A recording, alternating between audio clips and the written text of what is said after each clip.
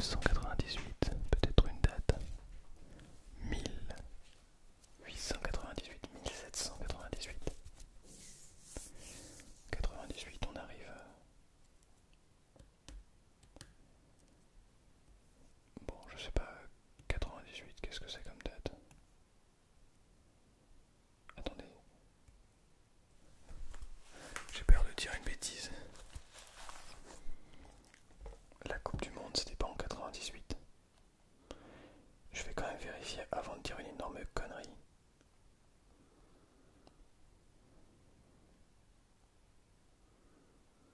Ouais, c'est bien 98. Ok, on est d'accord. Là, ok. Donc 98. On est bien d'accord.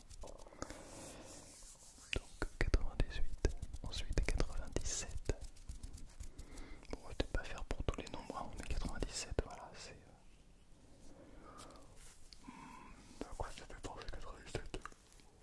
Oh. Peu importe. Peu importe. 96. 96. Si je crois 97. 1797. C'est une date importante. Je crois que c'est la mort de Mozart, si je dis pas de bêtises. Ouais, il me semble que c'est la mort de Mozart. Bon, super. On est très, très content de savoir que c'est la mort de Mozart. Merci beaucoup. Bonne journée. 95, nous étions donc. Nous étions en 95. 95. 95. 95. Je regarde, mais 95. Ouais, non, c'est pas ça. C'est pas ça, c'est pas ça. 95, ensuite 94, 80. 80, 94. C'est 95. 1995, ça fait 30 ans. 30 ans déjà. Genre j'étais déjà né. Pas du tout. Pas du tout. Pas du tout. 94, 93, 93, puis 92, pourquoi pas? Pourquoi pas 92? Pourquoi pas 92, tiens. Puis nous avons peut-être également le 91. Ah, c'est le 93, il s'agit du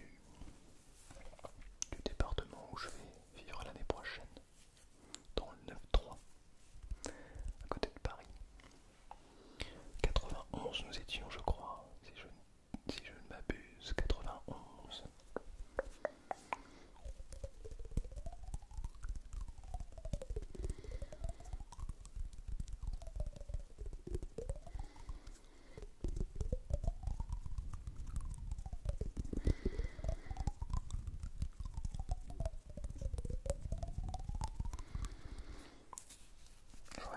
Je vous aurais bien dit, ouais, c'est l'année de... C'est l'âge de mon arrière-grand-mère, machin, mais en fait, je ne pourrais jamais donner l'âge de mon arrière-grand-mère puisqu'elle a 102 ans. Donc finalement, en partant de 100 et arrivant à 0, on n'arrivera jamais à 102. Voilà, c'était très, très rigolo à dire. 90, 90. Nous avons 4, 80, 80, plus 10, 80 plus 10, 4 fois 20, plus 10. Ouais, mais alors attention, c'est pas 80, 4 fois 20 plus 10, avec entre parenthèses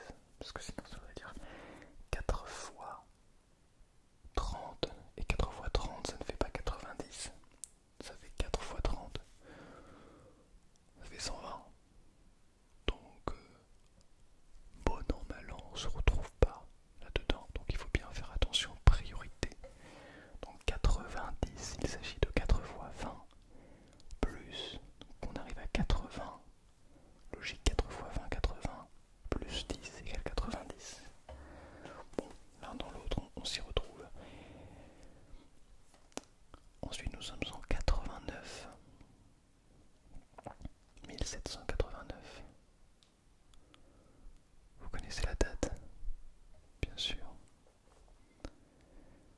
Date importante dans l'histoire de la France. Pardon, je ne fais plus de mouvements de main, de bruit de main. Une époque importante. Il s'agit de la transition également du classicisme au romantisme dans la période musicale, dans l'ère musicale. Fin des années 1780-90, début 19e siècle. Petite période de transition vers la fin de la vie de Mozart et le début de celle de Beethoven, que vous connaissez très probablement. J'en profite, j'ai fait un examen d'analyse hier, alors forcément c'est tout frais. 88, on revient un petit peu dans le temps. Mozart est encore en vie. C'est vrai qu'on pourrait remonter, finalement, en remontant le temps. C'est ça que je trouve incroyable en fait. Je vais en parler un peu plus petit à petit. 87, on va avancer sur les noms parce on est trop lent. 87 puis 86. Je disais, c'est ça que je trouve incroyable avec les nombres, avec les années. C'est que finalement, lorsque l'on donne une année, cela peut parler de beaucoup de choses pour certaines personnes, mais de beaucoup d'autres choses pour d'autres personnes. Parce que chaque année que nous avons vécue représente historiquement un événement sur la planète. En fonction de l'endroit que vous connaissez sur la planète, il y a eu des événements complètement différents. Certains ont des liens les uns avec les autres, d'autres absolument pas. Mais c'est ça que je trouve incroyable. Par exemple, si l'on prend tout le continent américain. Le continent américain était séparé de l'Europe, du continent européen. Ça veut dire avant les premières découvertes de l'Amérique par les Européens, fin 15e siècle. Mais avant, si on vient 14, 13e, 12e, 11e siècle, après Jésus-Christ, on a un monde tout particulier entre l'Europe et l'Amérique, tel qu'était le continent avant qu'il se fasse nommer Amérique, justement. Et je trouve ça extraordinaire de se dire que finalement, toutes nos références sont basées sur notre point de vue d'Européens, mais qui finalement n'est qu'un point de vue purement centré, auto-centré. Parce que la vérité, c'est que quand on vient, je sais pas, n'importe quoi, en 1000, on revient en 1285 par exemple, puisque nous sommes arrivés à 85. 1285. Alors je pourrais pas vous dire ce qui se passait en Europe à cette époque-là, mais évidemment, les Européens ne connaissaient pas l'existence de cet autre continent qui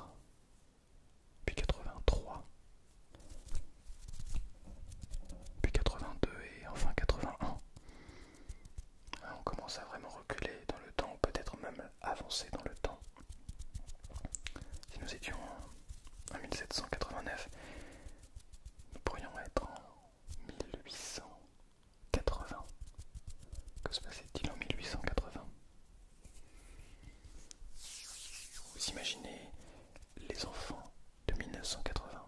Imaginez un jeune 1880 ou 1879, peu importe. Mais un jeune, à cette époque-là, 1879, un jeune qui a 9 ans, il aura 10 ans, en 1880, il est né en 1870. Lorsque la Première Guerre mondiale explose, en 1914,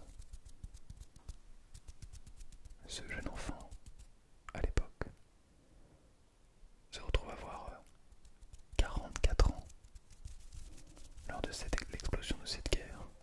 44 ans. Ça veut dire en pleine fleur de l'âge. Ça veut dire que si on vient retrouver des enfants de 1880, des enfants donc dont leurs grands-parents ont peut-être n'ont pas connu la Révolution française, mais en tout cas viennent de de ce monde de la Révolution. Leurs grands-parents, eux, connaissent la Première Guerre mondiale, ce qui s'est passé plus d'un siècle plus tard. Ces enfants de 1880 sont très très loin de se douter de ce qui va se passer pendant le XXe siècle. Extraordinaire. 1878, 77, 76, 75, 74, 73, 72,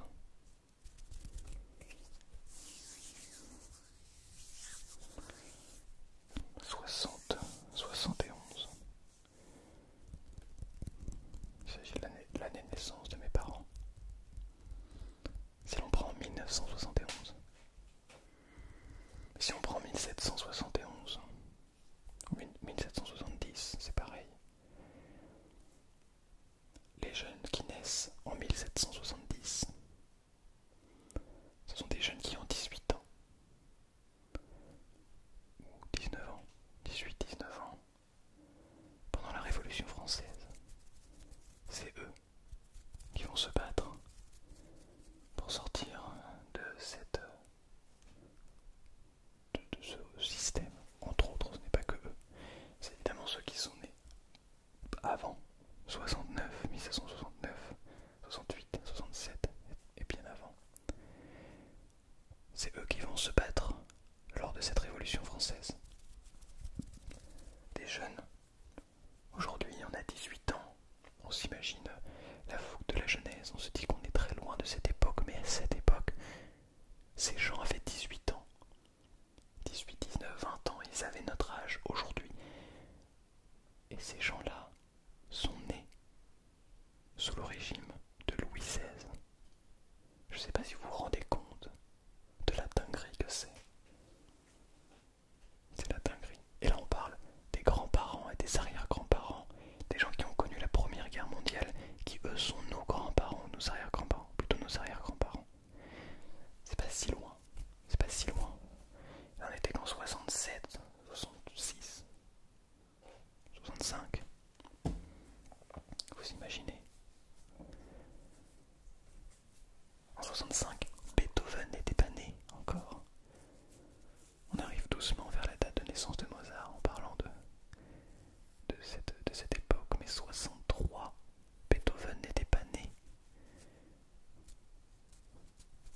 Mozart était encore en train, sur les bancs de l'école, enfin sur les bancs de l'école, plutôt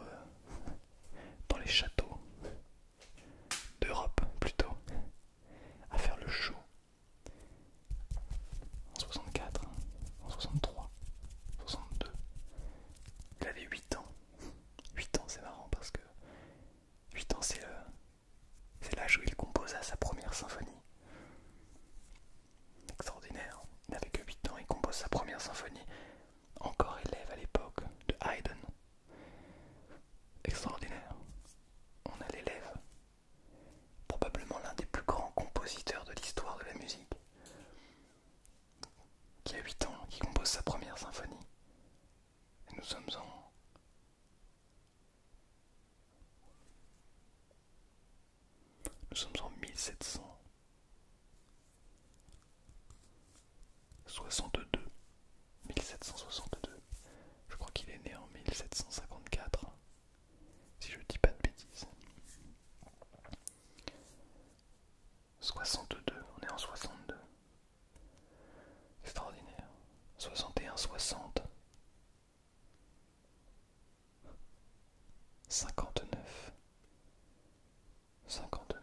Bon, j'ai parlé évidemment de Mozart, mais j'aurais pu parler de 1968. J'aurais pu parler de toutes ces dates que nous connaissons, que nous avons appris à l'école. 59, 58, 57. On commence à se rapprocher de l'âge de nos parents.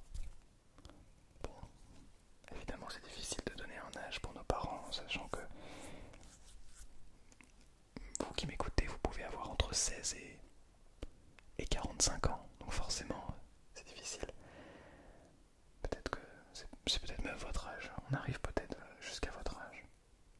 Finalement on va arriver jusqu'à notre âge, un moment ou un autre dans cette vidéo. On peut prendre ces nombres comme des années, comme des âges, comme des périodes. Je trouve ça vraiment incroyable. Bon, alors on pourrait revenir bien avant. Peut-être que je pourrais commencer à vous parler de 556, 555 après Jésus-Christ. On parle de 5 siècles après ce que nous considérons comme la naissance de Jésus, d'un homme qui a partagé, qui a fait prêcher la bonne parole à travers le monde. Cette culture que nous n'avons pas tous et toutes, cette culture religieuse. Et finalement, nous ne l'avons pas tous et toutes, mais si jamais on considère toutes ces années comme étant les années que l'on apprend dans les livres d'histoire, c'est bien parce qu'il y a un an zéro. Il y a l'an zéro. Nous sommes là maintenant en 555. Imaginez-vous, à cette époque, de l'autre côté de l'Atlantique, puisque bon, j'aime bien, vous le savez, j'ai un attrait particulier pour l'Amérique latine, ayant été moi-même dans des endroits bien perdus d'Amérique latine, enfin bien perdus, oui, relativement perdus. Je m'imagine à cette époque-là, et là où je suis allé, en 555, pardon, excusez-moi, je vous ai poussé, désolé. Je fais pas de bruit de main, je suis en train de partir. En 555, 554, nous avons potentiellement la naissance, la jeunesse de la personne dont j'ai vu le corps de mes propres yeux, la naissance de celle que l'on appelle Magdalena des Chaos, la première dirigeante du peuple Mochica, qui est un peuple qui va évidemment bien précéder de plusieurs centaines d'années la civilisation Inca que nous connaissons ici. Et donc imaginez que c'est peut-être en 52, 51 ou en 50, en 550, 650, 750 peut-être. En fait la vérité c'est que nous on ne sait pas. On a donné un échantillon entre 500 et 1000 après Jésus-Christ pour dater cette dame. Mais la vérité c'est que c'est pas si important que ça de savoir exactement la date, le moment où cette fille est née. On donne à son corps un âge entre 16 et 25 ans. Donc elle est décédée à cet âge-là. Bon, imaginez maintenant qu'elle soit née en 545, 49 pardon, 549. Ça veut dire que là on serait admettons en 569, admettons, 20 ans plus tard. On a Magdalena qui est dirigeante de son peuple, qui dirige toute une cité. Elle a toute une cité à ses pieds, autour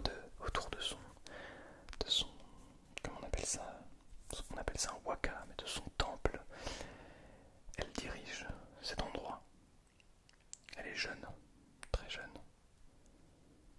pour nous. Mais là-bas, c'est une adulte déjà. Depuis déjà quelques années, elle a 20 ans, c'est une vétérante même. Elle a gagné quelques batailles. Et c'est l'une des plus grandes guerrières de tout l'empire Mochika. On peut remonter encore dans le temps, 48 et 47, 46, 45, tiens 45 on arrive à une date que l'on connaît, 1945 on fait un bond de 1400 ans, 1945, la fin de la guerre, ça y est, c'est la fin de la Deuxième Guerre mondiale. La deuxième est actuellement la dernière guerre planétaire. On remonte 44, 43, 42, 41, 40, 39, le début de cette guerre. 6 ans viennent de passer en l'espace de quelques secondes, mais la vérité, c'est que pour les gens qui étaient à l'époque, dans plein milieu de cette guerre, ils ont connu une souffrance terrible, des conditions de vie atroces,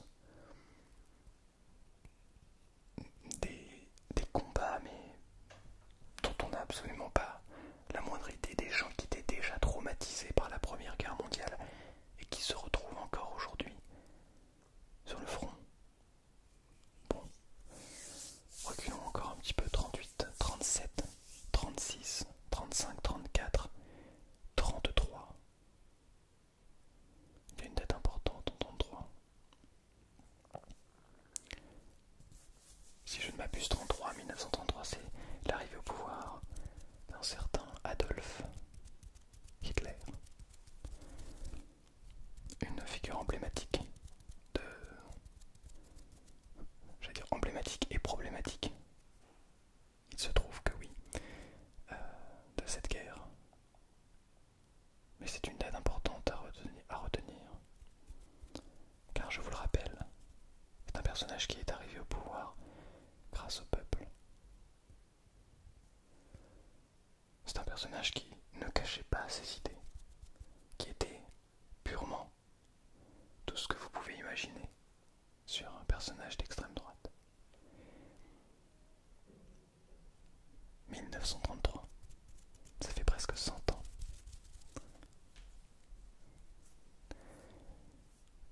Il ne faut absolument pas oublier ces événements passés. C'est important pour ne pas reproduire les mêmes erreurs. 32, 31, 30, 29, 28, 27, 26. L'année prochaine, on est en 2026. Vous vous rendez compte? 2026. Extraordinaire. 2026. 25, 24 l'année dernière. Cela faisait 100 ans. Non, qu'est-ce que je raconte? Enfin, ça faisait 100 ans de 1924, bien sûr, mais on était à...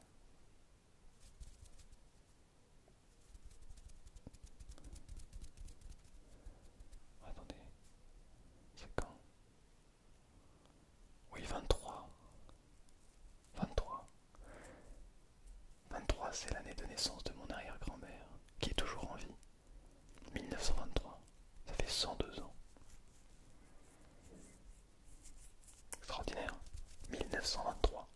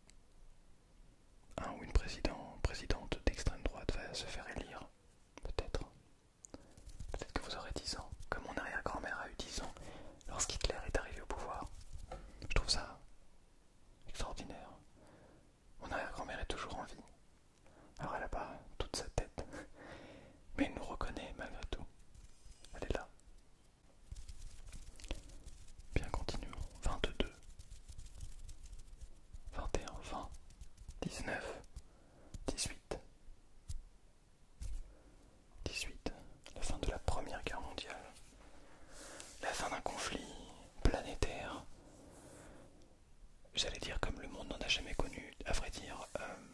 Je crois que ce n'est pas tout à fait vrai, mais la vraie chose à se demander, c'est plutôt que dans un monde qui a évolué aussi vite, qui a commencé à évoluer aussi vite, une guerre ainsi que l'on appelle guerre mondiale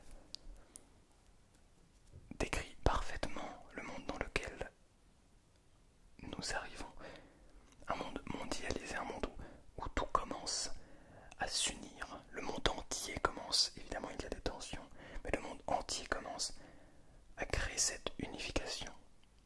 Chose qui, alors, à des plus petites échelles ont toujours été le cas, mais un développement tel qu'on l'a connu depuis 100 ans, ça n'a jamais existé à l'échelle d'une civilisation, d'une société, à l'échelle de l'humanité, de la planète. Ça n'a jamais existé. Il n'y a jamais eu un système aussi énorme que celui du système humain actuel.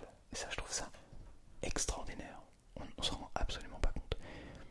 18. 18, c'est l'âge de la majorité. Félicitations, vous avez 18 ans, vous êtes majeur. Vous pouvez aller sur un site pour adultes sans passer pour... en étant complètement légal. Vous pouvez boire de l'alcool. Bravo à vous. Qu'est-ce que vous pouvez faire d'autre? Vous pouvez conduire.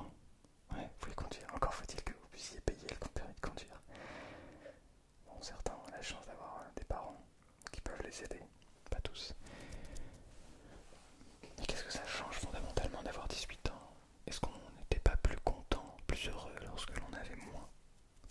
Peut-être qu'au contraire on est très heureux d'avoir 18 ans. Je crois que ça ne change pas grand-chose à la vie. La vérité c'est que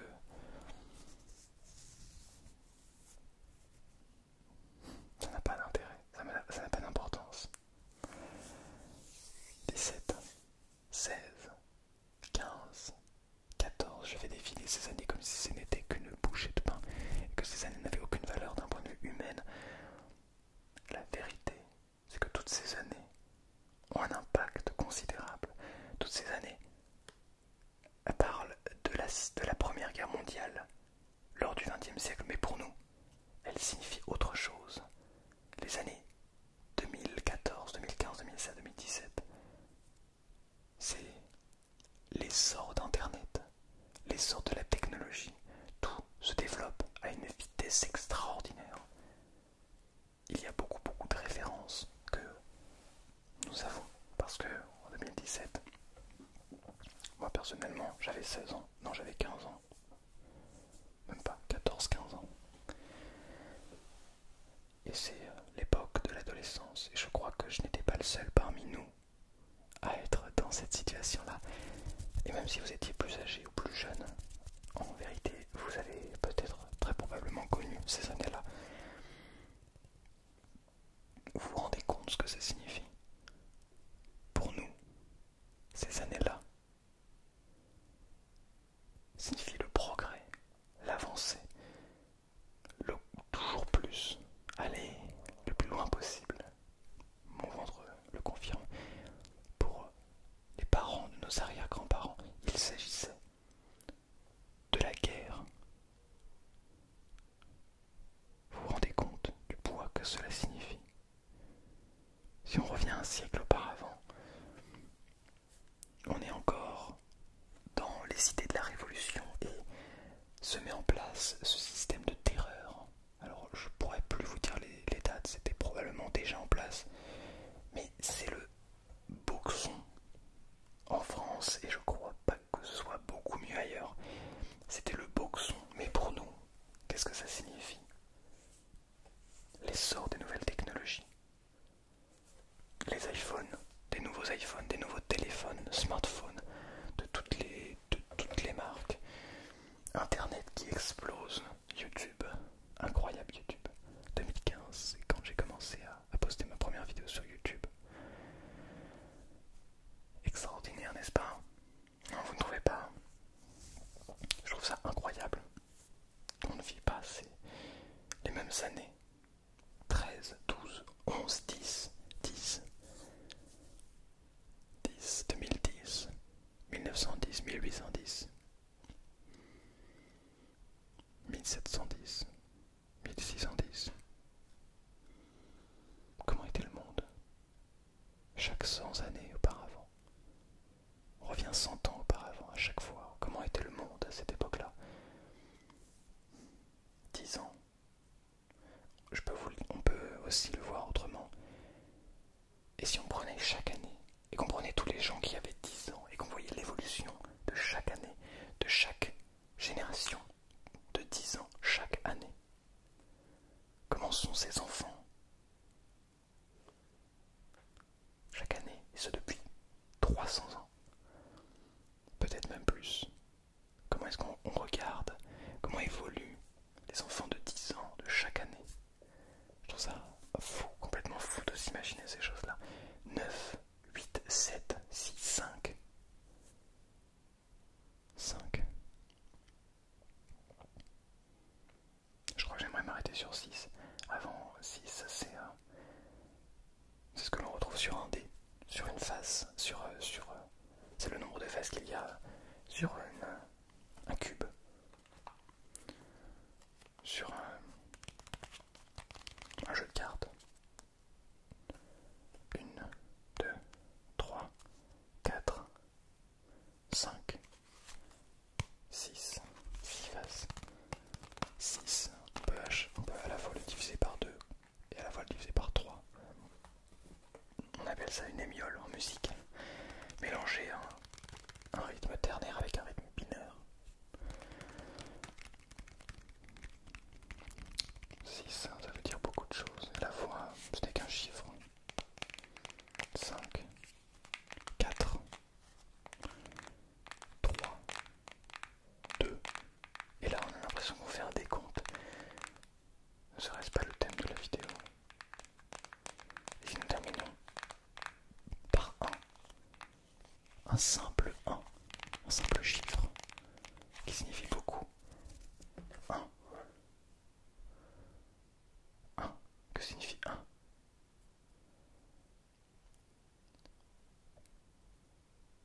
Est-ce que 1 ce n'est rien ou est-ce qu'au contraire c'est tout? Puisque 1 c'est l'inverse de 0. Est-ce que... Non, ce n'est pas l'inverse d'ailleurs, pas du tout, rien à voir. Mais 1 c'est toujours quelque chose. Mais à la fois ce n'est pas beaucoup. Parce que si on multiplie n'importe quel chiffre ou nombre par 1, on obtient ce même chiffre ou nombre. On ne peut pas multiplier quoi que ce soit avec 1. Quoique 2 plus 1, ça ne fait pas 2. On peut toujours en rajouter 1. C'est peut-être parfois celui qui fera la différence. Bon, je crois qu'il est temps de terminer par le fameux rien. Encore que le rien a un nom. Et avant que je le prononce, il sera déjà trop tard pour vous. La vidéo prendra fin, alors je souhaite faire durer un petit peu le suspense. Vous savez, le dernier chiffre, vous connaissez le dernier chiffre, mais j'espère que cette vidéo vous aura permis soit de vous détendre, soit de réfléchir, soit les deux, soit peut-être même de vous endormir, mais d'arriver à une sensation de vide, de rien, ou de tout. Cela dépend du point de vue. Et finalement, quelle sera la morale de cette histoire? C'est à vous de la décider. Mais je crois que finalement, ce qui compte, ce n'est pas le tout ni le rien, c'est ce que nous en faisons. Alors, je vous propose de terminer sur ce magnifique